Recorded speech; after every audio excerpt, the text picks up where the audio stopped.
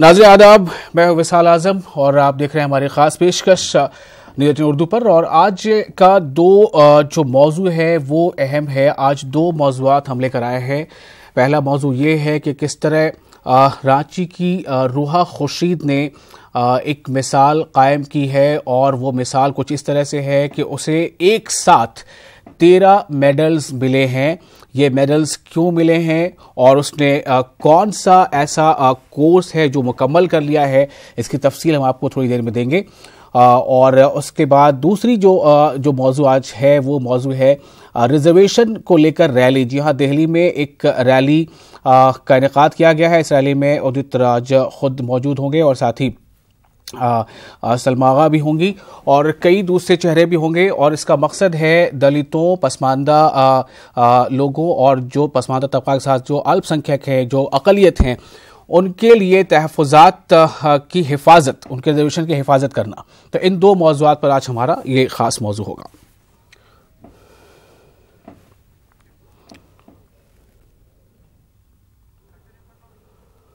और आपको बता दें कि किस तरह से LLB के 5 साला कोर्स में रूहा खुर्शीद ने मिसाल कायम कर दी है। रूहा ने एक नहीं, दो नहीं, कुल 13 गोल्ड मेडल हासिल किए हैं। National university of study and research in law Ranchi के सेकेंड कॉन्वोकेशन में रूहा ने ऐसा रिकॉर्ड बनाया है जो बरसों याद रखा जाएगा। LLB की बैच टॉपर बनी रूहा को इसके अलावा और ऑल आउट परफॉर्मेंस और प्रोफेशनल एथिक्स से लेकर कॉर्पोरेट लॉ के साथ साथ कई दूसरे जुमरे में मेडल्स मिले हैं। एक रिपोर्ट देखिए।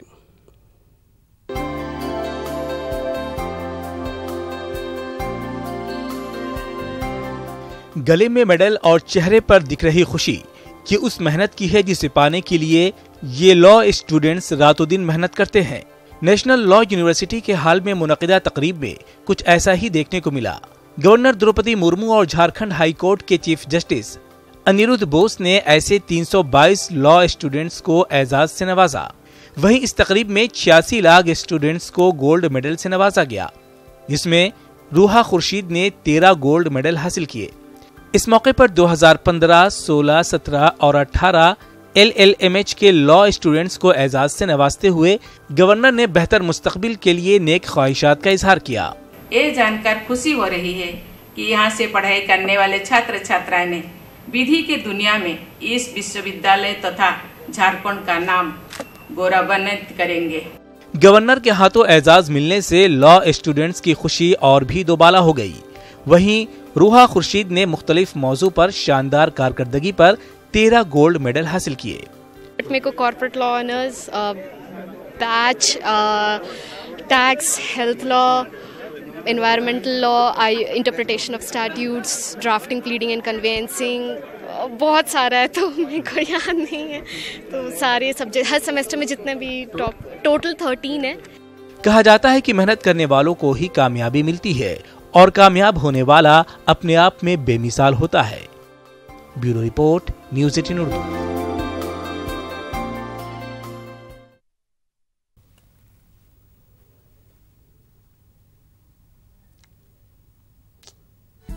बहुत सारा है तो मेरे को याद नहीं है। टोटल 13 है।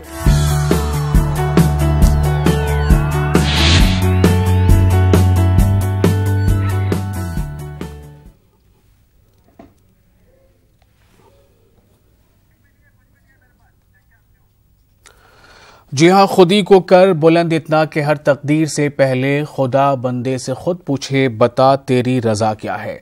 तो रूहा ने कुछ ऐसे ही अज़्म का इजहार किया है जिसके बाद उसे कामयाबी भी इसी तरह से मिली है। और अभी आप ने जो रिपोर्ट देखी है उसके साथ ही आपको ये बता दें कि खुद इस वक्त हमारे साथ रांची स्टूडियो में रूहा मौजूद हैं और न सिर्फ रूहा बल्कि उनके वालिदैन भी स्टूडियो पहुंचे हैं। हम रूहा के पास चलते हैं। रूहा, आपको हमारी आवाज़ मिल रही है? जी सर। जी, तो रूहा, सबसे पहले ये जानना चाहूँगा आपसे कि क्या चीज़ थी जिसने आपको इतना इंस्पायर किया और कैसे आप इस मकाम तक पहुँची कि इस लॉ यूनिवर्सिटी में आपको एक साथ 13 मेडल्स मिले?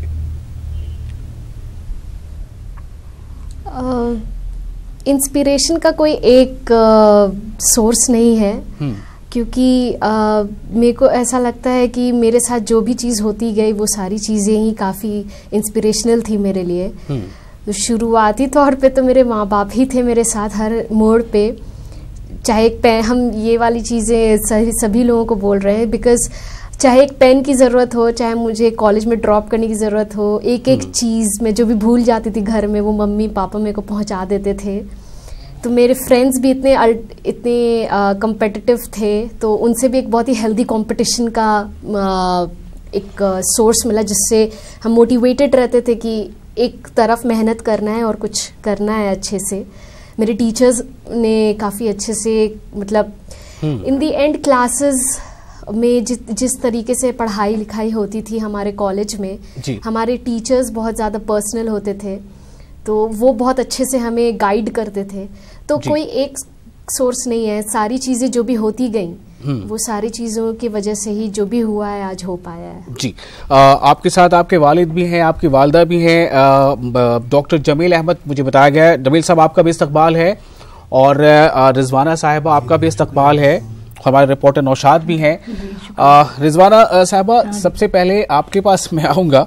सवाल ये है कि ये खबर जब आपको मिली तो क्या आपको लगा कि वाकई आपकी बेटी ने इतनी मेहनत की थी कि उसे इस दर्जा कामयाबी मिलनी चाहिए, या फिर ऐसा लगा कि कुछ ज़्यादा या कम रह गया?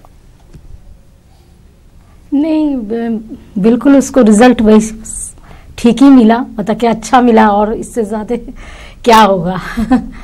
बहुत ज़्यादा ही मिल गया, जितना उसने मेहनत किया, और क्या बोलूं, कोई लफ्ज ही नहीं है। अच्छा, मेहनत सभी बच्चे करते हैं, आपने इनमें क्या फर्क देखा? खास तौर से कौन सी ऐसी चीज थी जिसने रोहा को इस मकाम तक पहुंचाया? मैंने इसको देखा कि बहुत ही अपने ही, मतलब कि डिसिप्लिन्ड थी, और अपने मामले को, अपने आप को बहुत हर तरह, मैंने देखा कि इसमें बहुत टैलेंट है, बस उसको इंकरेज करने की ज़रूरत है, तो मैंने किया।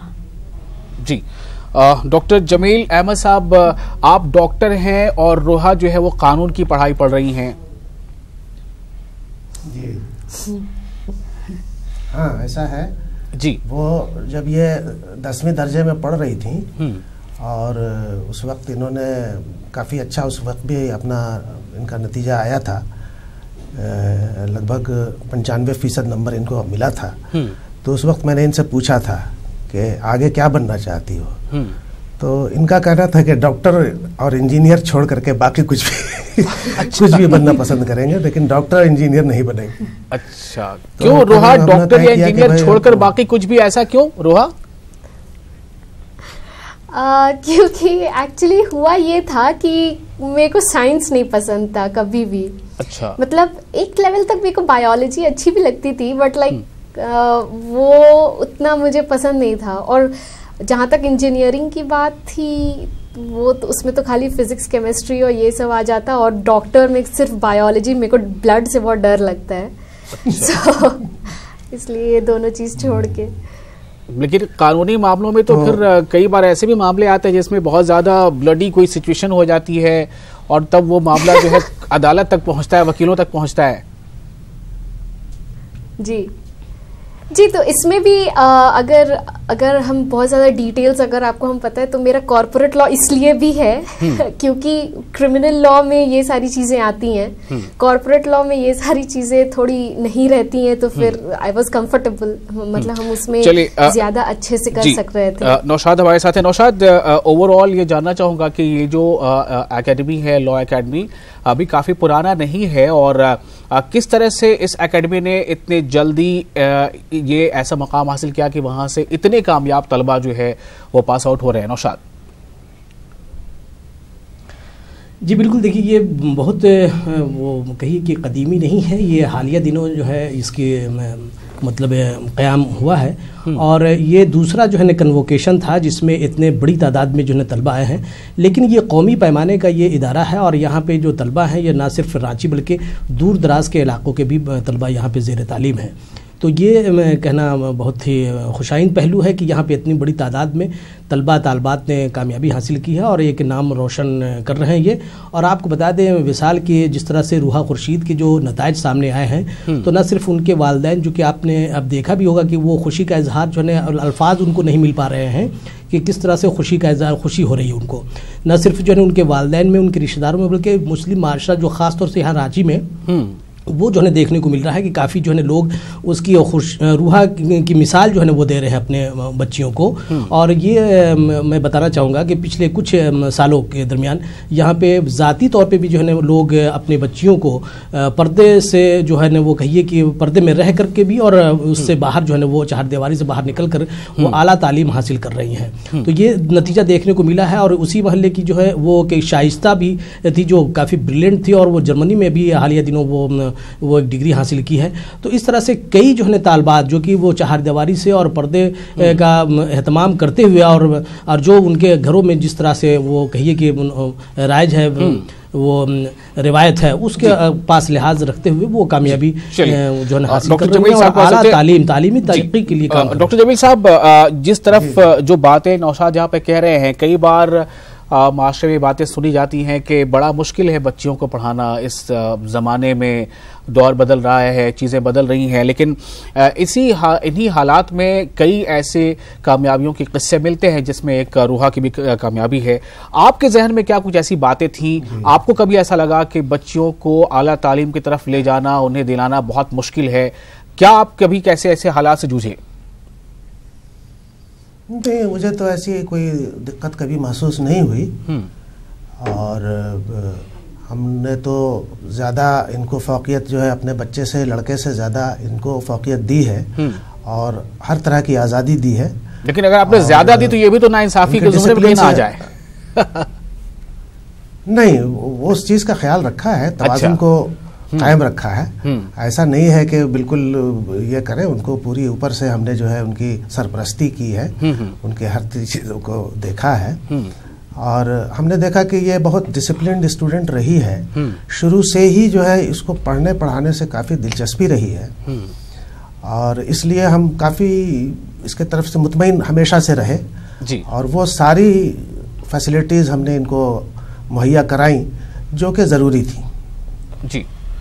कभी ऐसा लगा कि मतलब बहुत तरह के हालात होते हैं, कई कहानियां सुनने को मिलती हैं, मतलब जुर्म बढ़ता जा रहा है माशरे में, ऐसे में कितना आपको एक उम्मीद थी कि नहीं हम अपनी बच्ची को जो हमारा हदफ है वहां तक पहुंचाएंगे?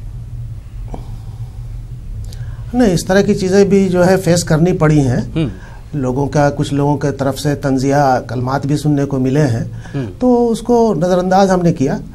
हमने देखा कि अगर इस तरह से थोड़ी छोटी छोटी बातों को लेकर के अगर हम उस पर रिएक्ट करना शुरू करें तो ये मुनासिब नहीं है। और बच्ची पर भी कभी कभी कुछ लोगों ने कुछ इल्ज़ामात लगाने की कोशिश की, तो कोई ऐसी बात हमने उसको बहुत सीरियसली लिया नहीं जी। और माशाअल्लाह सारी चीज़ अच्छी से होती रही और आज हम इस मुकाम से पहुँच गए। हमारी कोशिश है, हम फैज़ान मुस्तफ़ा साहब से जुड़ना चाह रहे हैं ताकि हम कुछ बात कर सकें कि किस तरह ये आगे बातें आगे बढ़ेंगी और क्या आगे और इस शोबे में स्कोप बनता है। एक सवाल फिर रिजवाना साहब आपके पास भी आ रहा हूँ, क्या आपको कभी ऐसा लगा कि बच्ची है, घर से काफ़ी दूर पढ़ने जा रही है, माशरा ऐसा है, किन बातों से हिम्मत मिली, किसने आपको ये सपोर्ट दिया कि नहीं बच्ची को मुझे पढ़ाना है और माशरे में एक मिसाल बनाना है? रिजवाना साहबा। नहीं, तो मैंने बस अपने आप को ही मैंने बुलंद किया कि भाई कि आगे बढ़ना चाहिए। हमारे जो समाज है, मुस्लिम समाज में बच्चियों को ये सोच के नहीं पढ़ाते हैं कि उनका मैरिज करना है, उनका दूसरे घर में जाना है, क्यों पढ़ाए। मैंने इस सब चीज़ को मैंने मतलब कि नहीं सोचा। मैंने कहा कि बच्ची चाहे बेटा हो चाहे बेटी हो, इसको आगे ले जाना है। तो मैंने इसको किया, ये सब चीज़ आई मेरे सामने में, सब चीज़ को मैंने आई पूरा मतलब मैंने उसको कोशिश की, मैंने इस सारे प्रॉब्लम को सॉल्व करते हुए मैं इस सब चीज़ को फेस करना पड़ा, लेकिन ऐसी बात नहीं है। लेकिन अल्लाह ताला की मदद थी कि मैंने जिस चीज़ को मैंने करना चाहा वो मुझे अल्लाह ने दिया। चलिए, आपकी बेटी कहाँ पहुंच जाए, क्या आप चाहती है कि आपकी बेटी बने?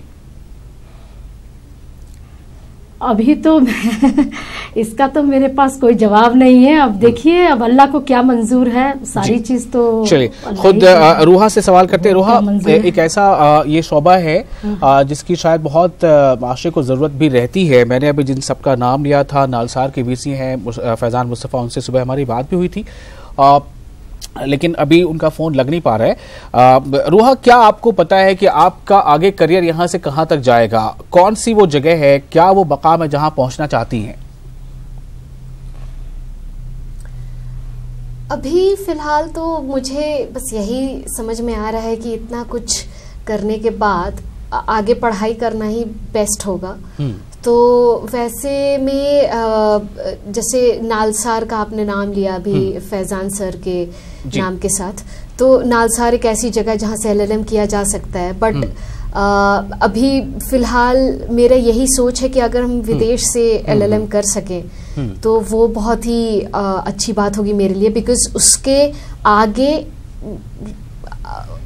आगे और रास्ते खुल सकते हैं। तो वैसे में और बहुत तरह के एग्जाम्स भी होते हैं आजकल। तो अभी मैंने अपने आप को कुछ फिक्स नहीं किया है कि मुझे यही करना है। बट एक दिमाग में है कि आगे पढ़ना है सबसे पहले, उसके बाद फिर जो भी रास्ते खुलेंगे वो करते जाना है। जी, आपके टीचर्स ने आपको क्या बताया, और आपका के सामने कोई एक ऐसा आइडियल भी था कि हाँ मुझे उस जैसा बनना है, जो मकाम उसने हासिल किया है वहां तक या उससे भी आगे जाना है? टीचर्स में तो हमारे पूरे 5 साल में इतने सारे टीचर्स थे और वो सारे काफ़ी मतलब यंग भी थे, बहुत ही रीचेबल थे। तो फिर वैसे में उन्होंने जो भी क्लास में पढ़ाया वो मैं करती गई। जहाँ भी मुझे प्रॉब्लम होता था मैं जाती थी, तो फिर वो लोग हमेशा सपोर्टिव रहते थे। और जहाँ तक आइडियल की बात है तो वैसे में मैंने किसी एक इंसान को नहीं देखा। मैं तो काफ़ी मतलब अपने आप ही पे फोकस करती हूँ। मैं उतना ज़्यादा नहीं देखती कि कौन कैसे है और किसके जैसा बनना है। मेरा बस यही है कि मेरी खुद की एक आइडेंटिटी हो, मेरा खुद का एक स्टैंडर्ड हो, वो हम अगर बना सकते हैं वही काफ़ी है, किसी और की तरह नहीं बनना है। एक और सवाल रूहा, आपने देखा होगा एक मैं जनरल परसेप्शन की बात कर रहा हूँ, किसी खास कॉलोनी मोहल्ला या सेगमेंट की बात नहीं कर रहा, कि लड़कियां अमूमन और ख़ास तौर से जो माशरा हमारा है, जिस माशरे से हम आते हैं, वहाँ पे बहुत पसमानदगी है, मतलब बैकवर्डनेस एजुकेशन को लेकर, ख़ास तौर से लड़कियों के ताल्लुक से। हालांकि कई खबरें ऐसी आती हैं बीच बीच में। आपको क्या लगता है कि क्यों ये चीज़ें हैं और उसका इलाज क्या है? क्या आपको लगता है कि आप भी किसी के लिए इंस्पिरेशन बन पाएंगी? देखिए, जहाँ तक बात है कि हमारे कम्युनिटी में उतना आगे नहीं लोग जाते हैं लड़कियों को लेकर के उनकी पढ़ाई लिखाई में। अगर उनके नज़रिए से देखा जाए तो वो ये इसीलिए करते हैं क्योंकि वो अपनी बच्चियों को बचा करके रखना चाहते हैं समाज के या दुनिया के उस बुराई से, जो कि शायद वो हो सकता है कि मैं तो किस्मत वाली थी कि मुझे मेरे ऐसे माँ बाप मिले, मुझे ऐसा कॉलेज मिला कि जहाँ मुझे ये सब फेस नहीं करना पड़ा। लेकिन वो लोग के अगर नज़र से देखा जाए तो उनका एक अपना एक तरीका है अपनी बच्चियों को सही से संभाल करके रखने का। लेकिन उस चीज को हमें हावी नहीं होने देना चाहिए उन बच्चियों के आगे के जीवन के लिए। तो जहां तक मुझे लगता है कि मैं इंस्पिरेशन बन सकती हूँ कि नहीं, मेरा कोई ऐसा कोई गोल नहीं है कि मुझे इंस्पिरेशन बनना है। बट अगर मेरे को देख करके, मेरे माँ बाप को देख करके अगर किसी के दिमाग में या किसी के मन में ये इच्छा होती है कि हाँ मेरी बेटी भी पढ़ाई करके उस मुकाम तक पहुंच सके, तो फिर ये बहुत बड़ी बात होगी मेरे लिए। चलिए, शुक्रिया। रिजवाना साहब, आप कुछ कहना चाहती हो? अगर जो कुछ बात दिल में हो, मैं पूछ नहीं पाया, यहाँ बात हो नहीं पाई, कुछ अगर बताना चाहती हैं तो बताइए। बस मैं अपने मुस्लिम समाज को मैं एक मैसेज देना चाहती हूँ कि अपनी बच्ची को शादी को न सोच के उसको आगे पढ़ाएं, उसका फ्यूचर यही सोच के कहें कि वो एक अपनी आइडेंटिटी बनाएं, ताकि और इंकरेज करें अपनी बच्चियों को जी। मैं यही मैसेज देना चाहूँगी। जमील साहब, आप बताएं कोई ऐसी बात, कोई ऐसा पैगाम इस मकाम पे आप देना चाहते हो कम्युनिटी को, माशरे को, या कोई ऐसी बात जो आप शेयर करना चाहते हो मैं पूछ नहीं पाया? बिल्कुल, सबसे पहले तो तालीम जो है वो किसी भी माशरे के लिए बहुत बड़ा मेयार होता है, बड़ा पैमाना होता है, जिससे माशरे की अहमियत बनती है। और उसमें भी तालीम नुस्वा जो है, फीमेल एजुकेशन जो है, वो तो बहुत ज़्यादा ज़रूरी है। और मेरे हिसाब से अब तक जो हमने अपनी ज़िंदगी में देखा है उस लिहाज से कोई ऐसी रुकावट नहीं है। लोग जो है बिलावजह जो है ये कहते हैं कि लड़कियों के तालीम देने में ये रुकावट है, वो रुकावट है। कहीं कोई मसला नहीं है, उसको उतनी ही अहमियत देने की ज़रूरत है। सारी चीज़ हासिल की जा सकती हैं, बस फोकस्ड होना चाहिए इंसान को। इंशाअल्लाह आप जो भी करना चाहें, कहीं कोई मसला नहीं है। जी। रोहा, कोई ऐसी बात जो आप शेयर करना चाहती हो? जी जी।